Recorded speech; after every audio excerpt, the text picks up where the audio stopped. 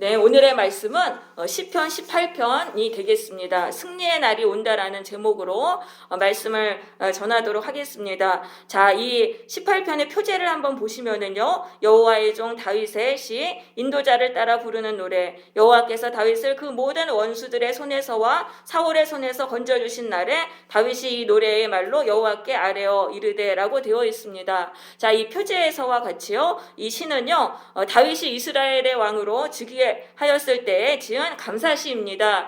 사무엘하 22장에도 이 본시가 기록되어 있습니다. 다윗은요, 사무엘 선지자를 통해서 이스라엘의 왕으로 기름 부음을 받았어요. 그렇지만은 10년 동안 사울 왕의 대적을 받으면서 쫓겨다녀야 했습니다. 그렇지만 다윗은 마침내 모든 대적을 이기고 하나님의 약속대로 이스라엘의 왕이 되었습니다. 이때 터져나온 하나님에 대한 감사와 찬양을 노래한 시가 바로 시편 18편이 되겠습니다. 자, 다윗이 하나님이 약속하신 대로 이스라엘의 왕이 되고 승리했던 것처럼 우리들에게도 하나님의 약속이 이루어지는 승리의 날이 온다는 것입니다. 하나님은요, 예수님을 믿는 자에게 구원을 약속하셨습니다. 모든 고난과 마귀 권세를 이기고 승리할 것을, 천국의 복을 누릴 것을 약속하셨어요. 그 날이 정말 우리에게 이루어지는 날이 오게 될 것입니다. 그 날이 오면은요, 우리도 다윗처럼 감사와 찬양의 고백을 하게 될 것입니다. 자, 그런데 다윗이요, 그 승리의 날이 오기 전에 10년간의 고난을 인내했잖아요. 그렇듯이 우리도 이 하나님의 약속의 말씀이 우리에게 이루어질 때까지 고난을 인내해야 되는 것입니다. 그러면 우리가 우리에게 오는 그 고난은 뭐냐 하면은 바로 이게 영적인 전쟁인 것입니다. 이 고난을 견디는 게 바로 영적 전쟁을 하는 것입니다. 그래서 성도는 고난을 인내하는 영적 전쟁을 통해서 구원을 받는 것입니다. 한마디로 인내를 통해서 우리가 구원을 받는다라고 할 수 있습니다. 자, 또 두 번째로요, 하나님은 한낱 그 목동이었던 다윗을 하나님의 약속대로 이스라엘의 왕으로 세워주셨죠. 그래서 우리는요, 우리의 연약함을 보지 말아야 되는 거예요. 우리의 연약함을 보지 말고 하나님의 크신 능력을 붙들어야 되는 것입니다. 하나님이 나에게 너를 귀하게 쓰리라, 하나님의 언약해 주셨어요. 약속을 주셨어요. 그러면 그게 나의 그 자질이나 나의 그 능력과는 상관없이 하나님이 그렇게 하시는 것입니다. 그래서 나의 부족함을 보지 말고 우리는 하나님의 약속을 붙들면 그것이 나에게 이루어지는 것입니다. 자, 세 번째, 하나님은요, 사울 왕의 그 집요한 대적도 물리치시고 다윗을 이스라엘의 왕이 되게 하셨어요. 그러니까 나의 상황이 아무리 소망이 없고 정말 하나님의 말씀이 이루어지지 않을 그런 절망적인 상황이라 할지라도 하나님의 약속을 붙들면 이루어진다는 것입니다. 우리가 그 하나님의 약속을 붙들고 놓지만 않으면 결국 그것은 이루어진다는 것이죠. 그러면은 이 18편에서는요, 다윗이 승리한 비결이 나와요. 그럼 왜 그 다윗은 승리했는가? 우리가 세 가지를 한번 살펴보겠습니다. 자, 첫 번째로 위기의 때마다 다윗은 하나님께 피했어요. 우리 1절 보시겠습니다. 나의 힘이신 여호와여, 내가 주를 사랑하나이다. 자, 하나님이 다윗은 위기 때마다 하나님을 의지했어요. 그랬더니 하나님이요, 고난을 감당할 힘을 주신 거예요. 그래서 다윗은 그 많은 고난을 이겨낼 수 있었던 것이죠. 그래서 우리가 고난을 이겨내려면은 우리는 하나님을 의지해야 돼요. 하나님을 의지하면은 하나님이 우리에게 힘을 주세요. 우리의 마음을 강하게 해주시고 담대하게 해주시고 믿음을 주세요. 그래서 우리가 그 고난을 이겨나갈 수 있는 것이죠. 그 다음에 2절에 보면은 여호와는 나의 반석이시오 요새라고 고백합니다. 반석과 요새는 적들이 접근하기 어려운 험난한 곳을 말합니다. 또 하나님은 나의 피할 바위시오. 그 사막에는 모래가 대부분이잖아요. 그래서 모래는 자꾸 그냥 막 바뀌어요. 모양이 바뀌고, 그러니까 자꾸 변하지만은 하나님은 변치 않으시는 바위이시다. 우리가 하나님께로 가면은 항상 하나님은 우리를 도와주시는, 변치 않고 우리를 도와주시는 분이신 것입니다. 또 하나님은 구원의 뿌리시다. 뿌리라는 건 바로 힘을 상징합니다. 하나님은 전능하신 능력이 있습니다. 그래서 그 능력으로 우리가 구원을 받게 되는 것이죠. 자, 4절, 5절 보시면은 사망의 줄, 불의의 창수, 수월의 줄, 사망의 올무가 다윗을 둘렀다라고 말하고 있습니다. 이것은 다윗이 바로 죽음의 위기에 빠졌을 때를 말하는 것이죠. 그 위기의 때에 다윗은 하나님께 기도했어요. 그랬더니 하나님이 그의 성전에서 다윗의 소리를 들으셨다. 하늘에서 다윗의 기도를 들으시고 구원해 주셨던 것이죠. 그래서 우리도 죽을 것 같은 상황이 많습니다. 우리가 인생을 살다 보면 정말 죽을 것 같은 이 상황 속에서 우리는 어떻게 해야 됩니까? 하나님께 기도해야 돼요. 그럼 하나님이 우리의 기도를 들으시고 우리를 그 위태로운 상황에서 구원해 주시는 것이죠. 자, 그래서 이제 7절부터 이제 보시면은요, 7절에서 땅이 진동하고 산들의 터도 요동하였으니 그의 진노로 말미암음이로다. 이 7절은요, 여호와께서 다윗의 기도를 들으시고 강림하시는 장면을 묘사하고 있어요. 우리가 기도하면 그때부터 하나님이 우리를 위해서 일을 하시는 거예요. 우리를 위해서 우리의 원수들과 싸워주시고 우리의 문제와 고난을 하나님이 그때부터 해결해 주시는 것입니다. 그리고 그러니까 내 문제가 이제 하나님의 문제가 되는 거예요. 그래서 우리가 기도할 때 내 문제는 하나님의 문제가 된다는 것입니다. 그리고 9절에 보면 하늘을 들이우시고 라고 되어 있잖아요. 이거는 하늘을 구름으로 덮으셨다는 의미고요. 그의 발 아래는 어두캄캄하도다. 짙은 구름으로 해를 가리셨다는 것을 뜻합니다. 그래서 하나님은요, 이거는 당신의 모습을 감추시고 강림하셔서 원수들을 심판하신다. 하나님이 일하실 때는요, 이렇게 당신의 모습을 감추세요. 그렇기 때문에 세상 사람들은 이게 하나님이 하신 일인지 분명하게 깨달을 수가 없어요. 근데 성도들은 아는 거죠. 왜냐하면 기도했으니까. 기도해서 하나님이 이렇게 하셨구나. 그걸 아는데 이제 세상 사람들은 알지 못해요. 왜냐하면 하나님은 당신의 모습을 드러내시지 않으시고 역사하시기 때문이죠. 자, 10절에 보시면은 하나님이 그룹을 타고 다니신다 그랬잖아요. 이 그룹이라는 거는 하나님께서 땅 위에 강림하실 때 타시는 천사입니다. 그래서 하나님이 가시지 못하는 곳은 없어요. 그러니까 어디든지 가셔가지고 우리의 원수를 심판해 주시고 어디든지 가셔서 하나님은 우리의 문제를 해결해 주실 수 있습니다. 뿐만 아니라 하나님께는 불가능한 게 없잖아요. 그래서 우리는 하나님을 의지해야 되는 것입니다. 자, 12절입니다. 그 앞에 광채로 말미암아, 이 광채는 번개죠. 번개가 치니까 우박과 숯불이 내려졌다. 그래서 이것은 우박과 숯불은요, 다윗의 원수들에게 임한 하나님의 혹독한 징벌을 의미하는 것입니다. 14절에서는 하나님의 심판의 화살로 다윗의 원수들을 꺾으신 것을 말하고 있습니다. 또 15절에서 여호와의 꾸지람과 콧김으로 말미암아, 이 콧김이라는 것은 다윗의 대적들을 향해서 분노를 발하시는 하나님의 심판의 역사를 말을 하는 것이죠.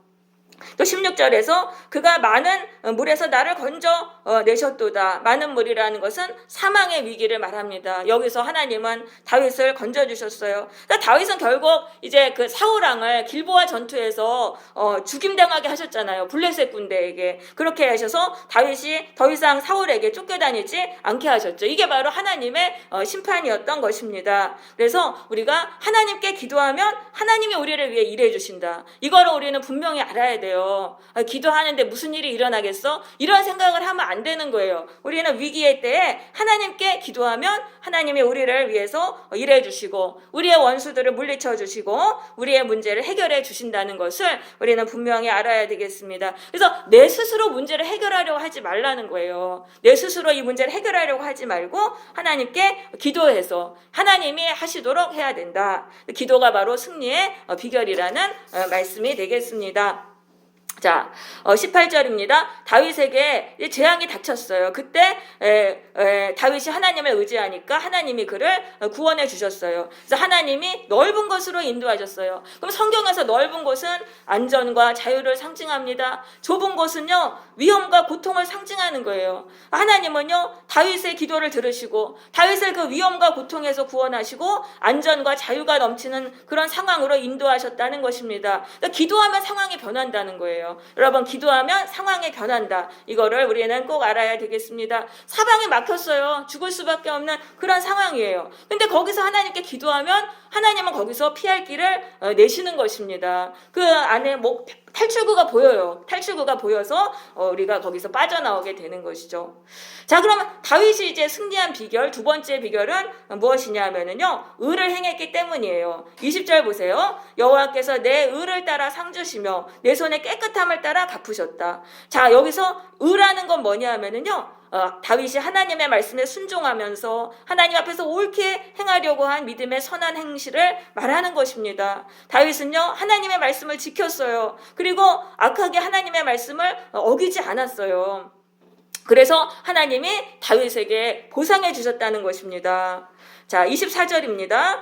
하나님께서 내 의를 따라 갚으시되 그의 목전에서 내 손에 깨끗한 만큼 내게 갚으셨도다. 그러니까 내 손이라는 것은 내 행동이죠. 내 마음과 우리의 마음과 행동이 깨끗해야 된다는 거예요. 그래야지 하나님이 그거를 보상해 주셔서 우리를 구원해 주신다는 것이죠. 그래서 25절 자비로운 자에게 주의 자비로움을 나타내신다. 다는 거는요, 헤세드라는 말입니다. 그 성경 원어 헤세드인데요, 하나님의 언약을 신실하게 지키는 걸 말합니다. 하나님께 충성하는 거예요. 전적으로 충성하는 그 언약을 지키는 그것을 말하는 거예요. 그런 자에게 하나님은 또 그 자비로 하나님도 신실하게 대해주시고, 그 다음에 26절에 보시면 깨끗한 자에게는 깨끗하심을 보이신다고 되어 있습니다. 깨끗하다는 거는 이 죄악 세상으로부터 자기를 분리시켜서 날마다 그 순수함을 유지하는 그런 자를 말하는 것이죠. 그리고 사악한 자에게는 또 주의 거스르심을 보인다. 그래서 하나님은 항상 인간의 행위대로 갚아주시는 거예요. 그래서 우리가 이 원칙을 알고 하나님께 구원받으려는 자는 신실함과 깨끗함으로 살아야 돼요. 물론 죄인도 사랑하시죠. 죄인도 사랑하시지만 갚아주실 때는 또 행한 대로 갚아주신다. 요거를 우리는 알아야 되겠습니다.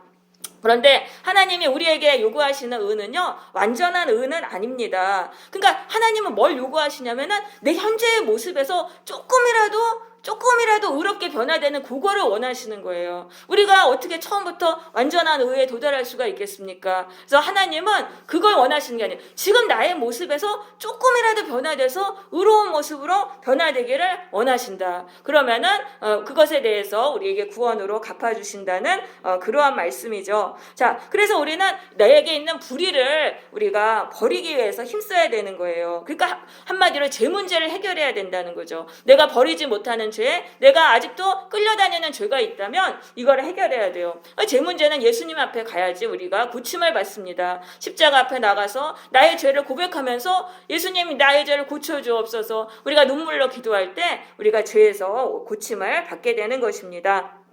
자, 27절입니다. 주께서 공고한 백성은 구원하시고 교만한 눈은 낮추시리이다. 이 공고한 백성은 뭐냐면은요, 사람들에게 핍박을 받지만 의롭게 살려고 하는 그러한 경건한 자들을 말하는 것입니다. 이 사람들은 결국 구원을 받습니다. 하나님의 구원해 주십니다. 그렇지만 교만한 눈은 낮추시리이다. 교만한 눈은 마음이 부유해서 하나님을 의지하지 않는 자들을 말합니다. 이들은 하나님께 심판을 받아서 낮아지게 되는 거죠. 그러니까 우리가 이 현재하고 미래는 달라진다는 거예요. 미래는 역전이 일어난다는 거죠. 그러니까 현재의 모습을 보지 말라는 거예요. 그러니까 나는 하나님을 의지하는데 왜 나는 이렇게 곤고하고 비참한가, 이런 걸 보지 말고 저 사람은 하나님 의지하지도 않는데 저렇게 교만하게 저렇게 잘 사냐, 이렇게 이제 서로 이렇게 다른 사람과 나를 비교하지 말아야 되는 거예요. 현재가 영원한 게 아니에요. 내가 하는 것에 따라서 얼마든지 이 미래에는 변화가 일어날 수 있습니다. 그러니까 우리가 하나님 앞에서 바르게 살려고 우리가 힘쓰면 우리의 미래는 밝은 날이 되는 것입니다. 자, 28절입니다. 주께서 나의 등불을 켜시며, 이 등불이라는 건 뭐예요? 등불을 킨다는 건 흑암이 물러간다는 거예요. 자, 하나님은요, 우리가 하나님 앞에 의롭게 살려고 하실 때, 그래, 우리에게 상을 주세요. 그게 뭐냐면 우리의 어두운 인생을 밝은 빛으로 바꿔주시는 것입니다. 하나님이 역사해 주시는 거예요. 그 문제, 고난의 문제, 저주의 문제를 풀어주셔서 그 어두운 인생이 한순간에 밝은 날로 변하게 하신다. 한마디로 말하면 죽음형에도 볕들 날이 있다. 이제 이런 일이 우리에게 일어나게 된다는 것이죠. 그래서 우리는 하나님이 나의 인생의 모든 어둠을 물리치시고 밝은 인생으로 변화시켜 주신다는 것을 믿고 우리가 하나님 앞에 끈질기게 기도하고 또 하나님 앞에서 의롭게 살려고 노력을 해야 되는 것입니다. 네, 이제 세 번째로, 그럼 다윗이 승리한 비결은, 세 번째 비결은 뭐냐면요, 하나님께 순종해서 전쟁을 했다는 것입니다. 29절입니다. 내가 주를 의뢰하고 적군을 향해 달리며 내 하나님을 의지하고 담을 뛰어넘나이다. 다윗은요, 수많은 전쟁을 했습니다. 이방 군대들과 전쟁을 했어요. 그때 하나님은 다윗은 오직 하나님을 의지함으로 전쟁에 임했고요. 하나님은 다윗이 승리하게 해주셨어요. 그러면은 다윗만 전쟁을 하냐 하면은 그렇지 않습니다. 우리들에게도 하나님은요 전쟁을 명하십니다. 그거는 바로 악한 영들과의 전쟁인 것입니다. 이 하나님의 명령에 순종해서 이 영적인 전쟁을 우리가 해야 돼요. 그래야지만 그때 그것을 승리해야지만 천국 가나안의 복을 누리게 되는 것입니다. 그래서 이 영적 전쟁을 안 하면 안 되는 거예요. 이스라엘 백성들이 가나안 그 족속들하고의 그 싸움을 거부하니까 40년 동안 광야를 헤매는 그런 인생이 되었잖아요. 그래서 우리도 우리 앞에 놓여진 하나님이 싸우라고 하실 때는 그 영적 전쟁, 악한 영과의 전쟁에서 우리가 싸워야 하는 것입니다. 그래서 이제 하나님을 의지하고 담을 뛰어넘나이다. 이 담이라는 건 뭐냐면요, 우리 앞에 놓인 장애물이잖아요. 이것은 뭐냐면은 나의 두려움과 약점인 것입니다. 그래서 나의 두려움과 약점을 우리는 회피하지 말고 이거를 뛰어넘어야 된다는 거예요. 그래서 날마다 내 앞에 있는 그 두려움과 나의 약점을 뛰어넘으면서 영적 전쟁에 임해야 되는 거죠. 그래서 못 넘었어요. 못 넘었으면 포기하지 말고 또 넘으려고 하고 그렇게 하면서 영적 전쟁을 해야 되는 것입니다. 30절입니다. 여호와의 도는 완전하고 순수하니 그는 자기에게 피하는 모든 자의 방패시리로다. 자, 하나님의 말씀은 100% 순도의 정금과 같습니다. 그래서 우리가 영적 전쟁을 할 때 하나님의 말씀을 따라서 해야 돼요. 그러면은 하나님이 우리에게 피할 길을 내시고 원수의 공격에서 안전하게 지켜주시죠. 그래서 하나님의 말씀의 인도를 항상 받아야 돼요. 날마다 하나님의 말씀을 묵상하고 그 말씀의 인도를 따라서 우리가 살아갈 때 우리가 이기게 되는 것입니다. 하나님만이 우리가 의지할 구원의 반석이십니다. 자, 32절에 보시면은요, 하나님이 당신의 능력으로 우리를 강하게 해주세요. 그리고 내 길을 완전하게 하십니다. 완전한다는 거는 이게 평평하게 해주신다는 거예요. 길이 울퉁불퉁하면은 우리가 전쟁하기 어렵잖아요. 그러니까 하나님은 도와주신다는 거예요. 내가 가는 길을 평평하게 도와주시고 또 나를 강하게 하시고 그 하나님의 도우심이 있기 때문에 우리가 하나님 영적 전쟁에서 승리하게 되는 거죠. 자, 33절입니다. 나의 발을 암사슴 같게 하게 하셨다. 자, 이 암사슴은요, 민첩하기로 유명한 짐승이죠.